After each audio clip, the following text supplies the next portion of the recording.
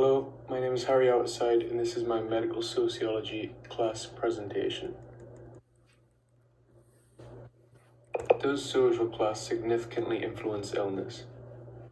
The topic of social classes being facilitators or inhibitors of factors influencing physical and mental illness is highly continuous and is considerably debated.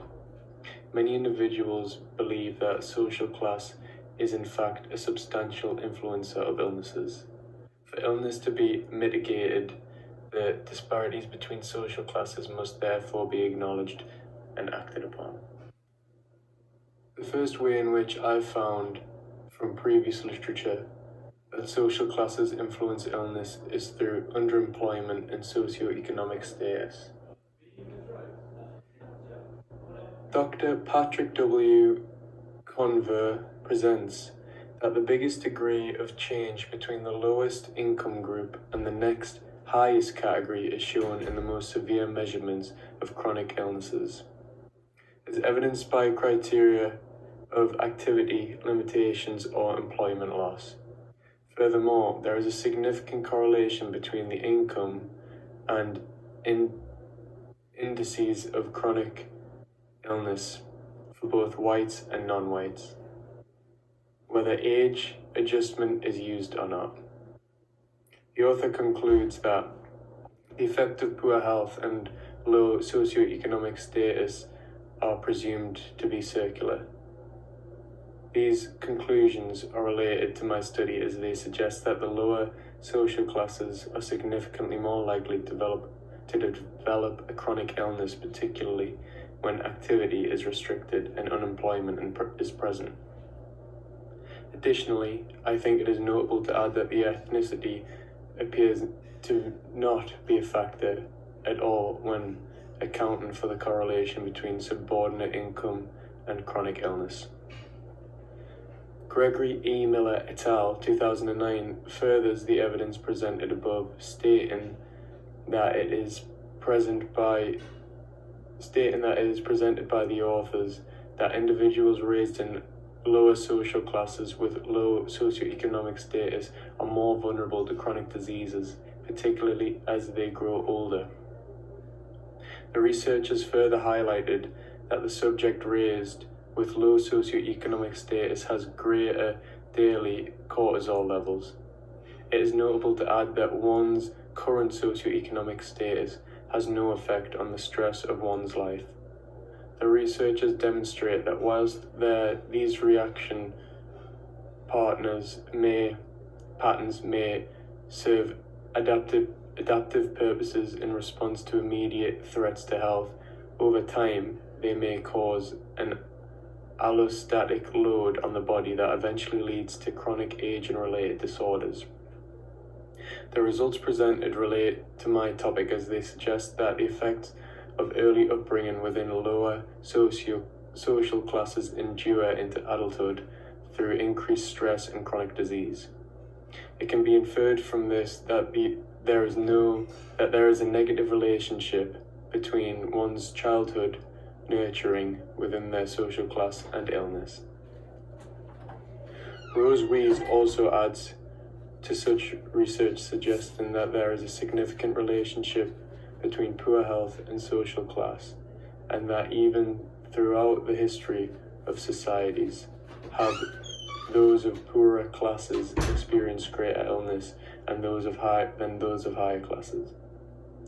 Weiss further highlights that many sociologists are in agreement with fundamental cause theory, which suggests that those with supplementary available access to resources have significantly less illness than those who do not.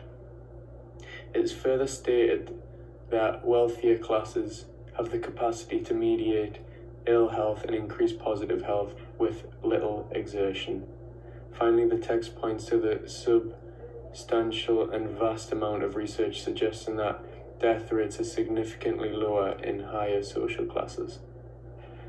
The evidence and facts displayed throughout this text relate to my topic as they suggest that ill health has been prevalent within lower social classes across time. that there is a negative correlation between resource availability and illness, and that higher classes overall result in diminished morbidity and mortality rates. This literature ultimately infers that social class significantly influences illness. Mary E. Moore, Albert Stunkard, and Leo Sroul, 1962, researched the relationship between the mental health and obesity of 1,660 participants from a New York City suburban location. It was found that there was a significant negative relationship between the socioeconomic status at the beginning of one's life and obesity. It was further demonstrated that the obesity was 7 times greater in prevalence concerning females brought up within lower social classes in comparison to those with higher social class status. Perhaps the most notable finding of this research was that obese participants were significantly more neurotic than that of participants of average weight when measured on the 9 mental health indices utilized. It is notable to add that the immaturity, rigidity, and suspiciousness were the 3 most striking pathological measures examined as substantially more significant within the obese participants.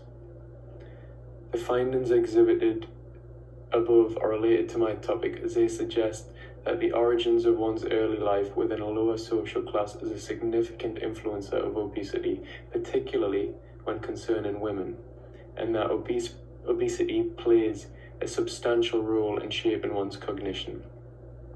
It can be inferred from these findings that social class is a significant influencer of ill health.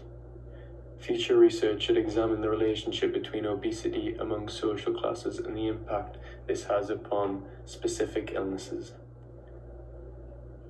The second way in which I found social class influenced illness is through class-specific illnesses.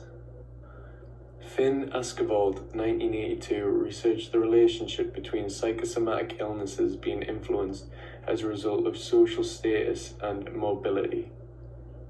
The illnesses in question were asthma, angina, migraines, ulcers, ulcerative colitis, and anorexia nervosa. No relationship was exhibited between social class and any of these diseases outlined other than that of anorexia nervosa. It was further deduced that for anorexia nervosa, one's sexual orientation and being exclusively middle class were the most considerable predictors. Social learning was also understood as having no influence upon illness within this study. These findings relate to my topic as they exhibit that social class is not a significant contributor of illness, other than that of the middle classes being significantly more likely to develop anorexia nervosa. Future research should further analyze why there is no relationship between social class and asthma, angina, migraines, ulcers, and ulcerative colitis. However, I also found a vast amount of research suggesting no evidence for social classes having any impact upon illness. The results of John W. Fox's analysis indicate that prior empirical evidence from integrational social mobility inquiries may have been a result of group variations in origins and destinations not being taken into account when collapsing origin by destination tables when they were assessed. According to this study, prior studies' findings on integrational social mobility inquiries between groups of seriously mentally ill people and the general population offer little to no empirical support for social selection drift mechanisms and serious mental illnesses. The findings of this study relate to my research as they suggest that the disadvantages to people in groups brought on by unequal access to resources for physical accessibility has no impact upon people with mental disorders being more likely to fall into or stay in poverty. It can be additionally inferred from this that social class offers no significant influence upon mental illnesses. This contrasts the findings of Rose Weiss, who displays that there is a link between diminished resource availability within lower social classes and illness. It was found by Lisa McClelland that dieting symptoms plus the commencement of anorexia nervosa started in younger ages throughout social classes. Family arrangements and the quality of such relationships were considered consistent across classes. A significant shift between social class distribution and the disorder was exhibited across time. McClelland further outlined that the increases in post-1985 patients were substantially more likely to be those of lower social classes. All social groups displaying the disorder demonstrated the same symptoms such as lower body weight, binge eating, the consequent weight regulatory behaviors such as vomiting, and laxative and diuretic misuse. This relates to my study as it suggests that anorexia nervosa origins are consistent throughout all of the social classes, that there are fluctuating pits and falls between disorder disparities across time, and that the symptoms presented plus family and relationship arrangement and quality were similar between all classes. It can be inferred from these findings that social class, for the most part, does not have significant influence upon anorexia nervosa as a result of the consistencies between classes.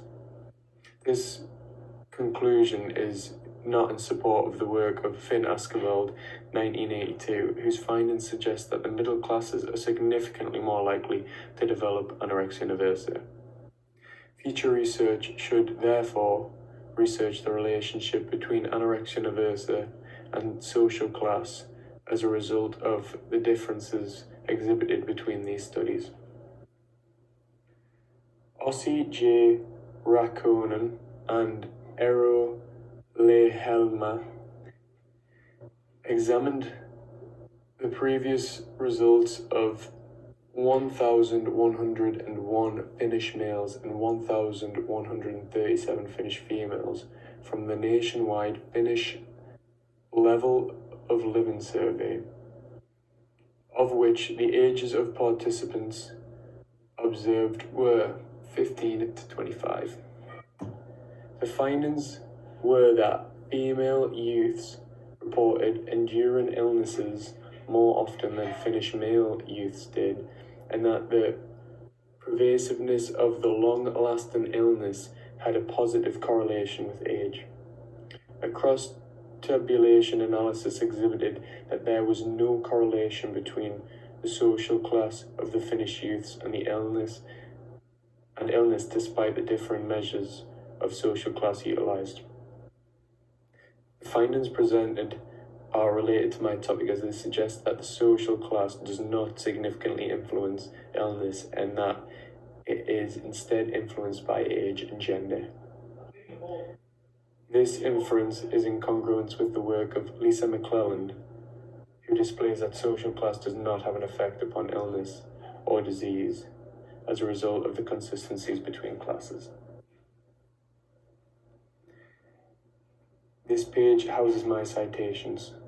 Thank you.